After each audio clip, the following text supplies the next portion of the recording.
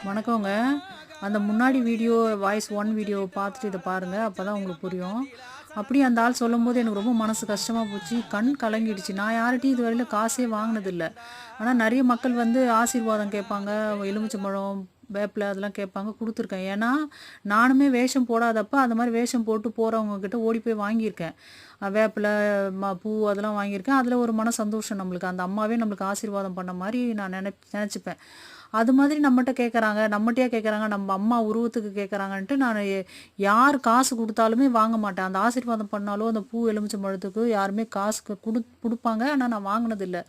ஏன்னா, இந்த அம்மா உருவத்தில யார்கிட்டயும் வந்து நான் காசு வாங்கக்கூடாது. கையேந்தி ஒரு ஒரு ரூ. 1 வாங்கக்கூடாதுன்றது என்னோட பிரின்சிபல். அதனால நான் வந்து வாங்குனதில்ல. ஆனா, அந்த ஆள் என்னைய அப்படி ஒரு மாதிரி சொன்னம்போது கண்ணெல்லாம் கலங்கிடுச்சு எனக்கு. "ஆத்தா என்ன ஆத்தா இது?" அப்படின்னு சொல்லிட்டு ஒரு மாரி ஷாக் ஆயிடுச்சு எனக்கு. அப்படியே சரின்னு நான் போயிட்டேன் நானு. அந்த மண்டபத்தில போய் உட்காந்துட்டேன்.